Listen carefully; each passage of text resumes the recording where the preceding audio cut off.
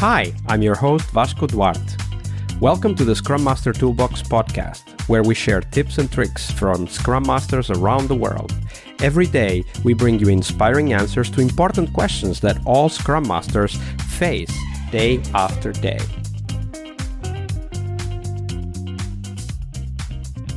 Hello, everybody. Welcome to our Team Tuesday this week with Rebecca Sear. Hey, Rebecca, welcome back.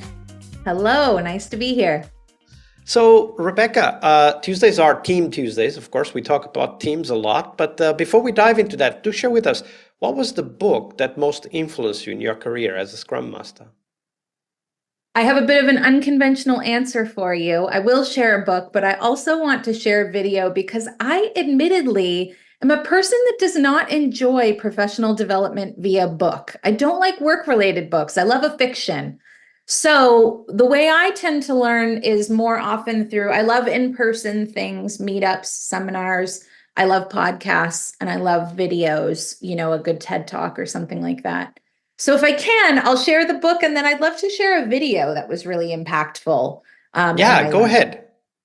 So the book I want to share is Radical Candor.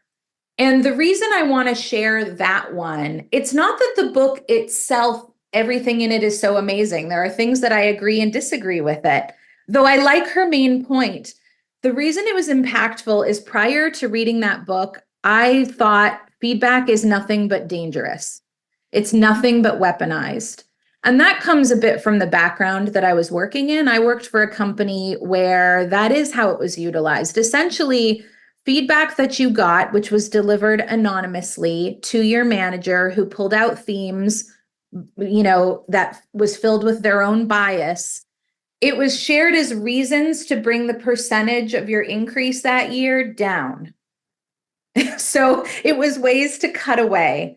And so when I was an employee there and I was asked to give feedback on other people, I often opted out because I never saw a benefit for them.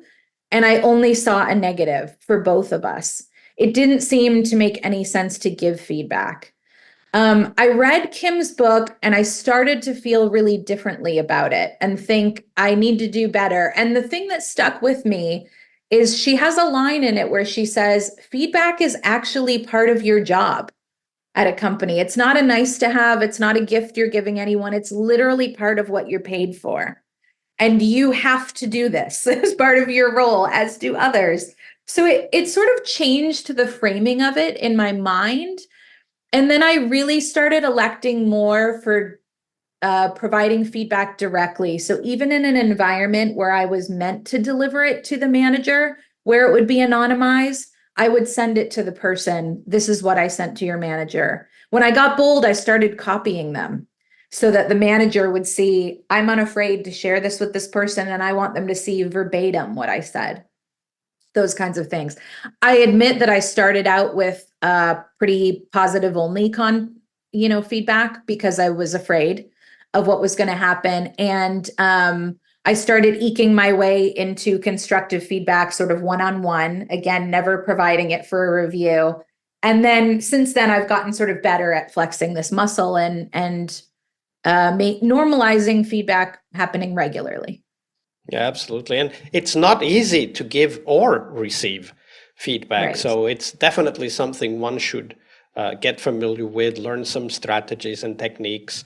Because, we don't like necessarily to hear negative feedback ourselves. So we should think twice about how do we provide feedback that is aimed at helping someone, right? Like that's really the point.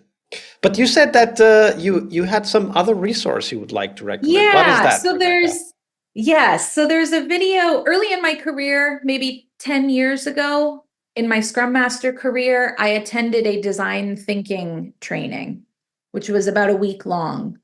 And design thinking, if you're familiar with it, or if your listeners are, it's really about thinking from the user's perspective and teaching you how to do that, how to approach things from a user perspective as you're designing. And in order to sort of drive home this concept, they played a TED Talk for us. The TED Talk is from 2012. It's from TEDx San Jose, and the speaker is Doug Dietz. And he's an engineer who helped create MRI machines for children. And so what's so amazing, it's a really moving talk. Like, bring your box of tissues. It makes me cry every time. And I've seen it many times now. So I'll try to tell you about it without crying. But he designs this MRI machine, and his whole goal is for it to be the most useful and productive MRI machine possible, right? That's all he wants. He wants something that's going to be clearer, deliver better screenings than anything before it. And so he creates this machine, and he's proud of the machine, and he shows you photos of the machine, and the machine is terrifying looking. If anyone's been in for an MRI, they're scary, right? They're noisy, they're dark, they're small spaces. And so he tells this story of the first time it was going to be used, and he was so excited, and he was getting to watch from like behind glass at the hospital. And this child comes in and loses it, is hysterically crying. The parents are crying. The kid doesn't want to get in this machine. And he realized what an epic failure. He had created something that, while successful at screening, if he couldn't get a kid in it, what was the point? and he was missing the user. So he ended up going down a whole journey, and he tells you about it in the video, where they started creating all these, they made them fun. So it's, there's one they created where, in an MRI, you're laying down and you're kind of in a tube. So they made it look like a boat. And they made it look like when the tube is spinning around you, fishes are flying over you. And they can say to the kids, if you lie really still, some fish will fly over the boat. And they painted them really fun. And they made fun little paths that you have to jump in to get into the room, so that even before the children see the machine, they're engaged in this kind of the joy and fun of this adventure.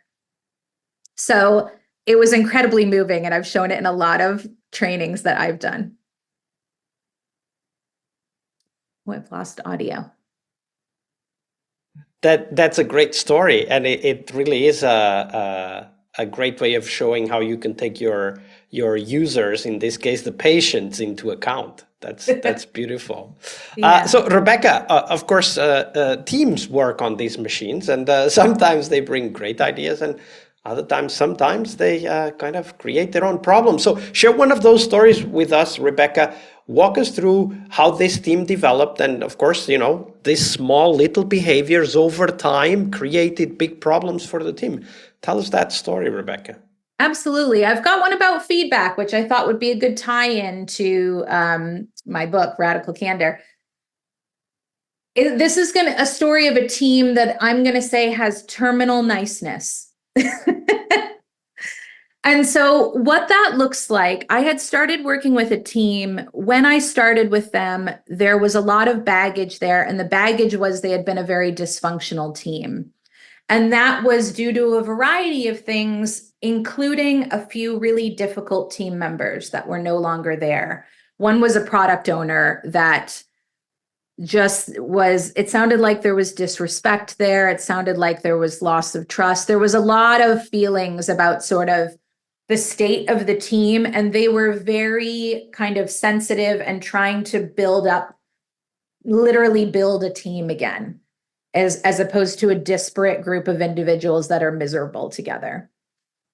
So when I joined that team, knowing that, and that was job one, we did a lot of work together to team build. And it actually ended up being a lot more easy than I expected. And I think that's because they wanted it. No one wants to be unhappy at work.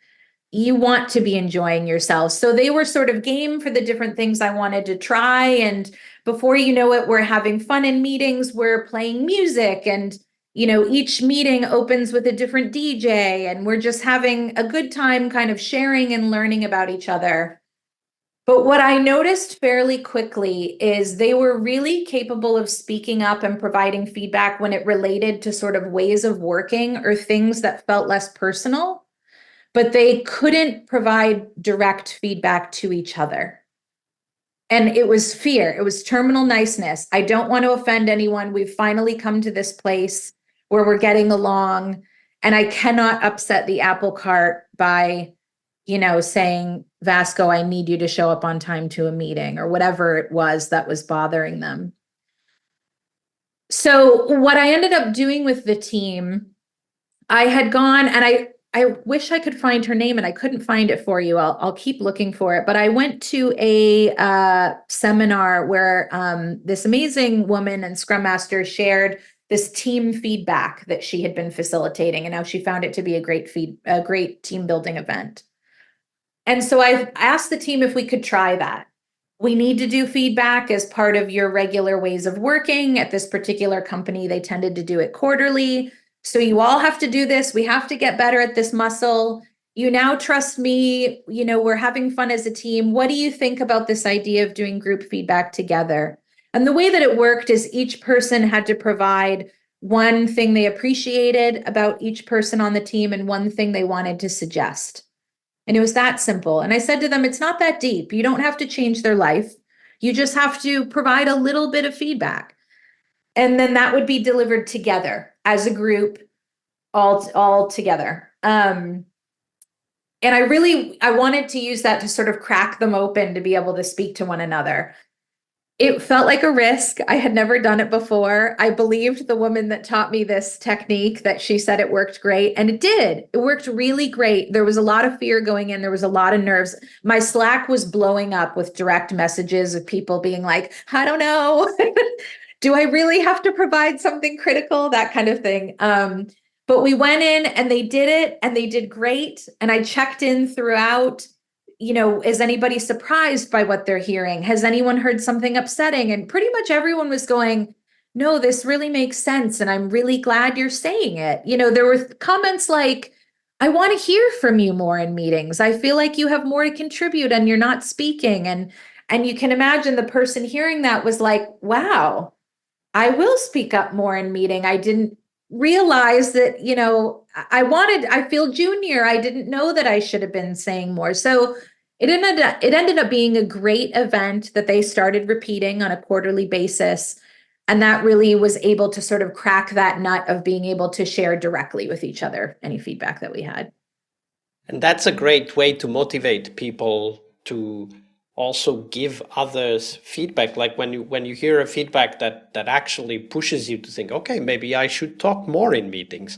Then at that moment, you're also thinking, well, but I think that Jeff there could probably bring more of his creative ideas, and he hides them maybe for fear. But we talk about it at the coffee break. But why not have them in the design or the planning meetings, right? Yeah. And you see it a lot with different, depending on what people's T skills are. It might be a QA engineer being like, well, I don't want to say anything about how we're architecting this. I'm just over here with QA. And it's like, well, no, your opinion really matters here. And we want you to be jumping in and asking questions and talking about, you're just helping us uncover, more of what we need to know. So yeah, it's really useful to help teams get really good and comfortable with that. Absolutely. Getting good and comfortable with feedback. Great story. Yeah. Thank you for sharing that, Rebecca. You're welcome. Tuesday is Team Day here on the Scrum Master Toolbox podcast. But tomorrow we talk about something that goes beyond the work we do with the teams. We will talk about how to lead change and what our guests have learned from leading and participating in change programs during their career. See you tomorrow. We really hope you liked our show. And if you did, why not rate this podcast on Stitcher or iTunes? Share this podcast and let other Scrum Masters know about this valuable resource for their work. Remember that sharing is caring.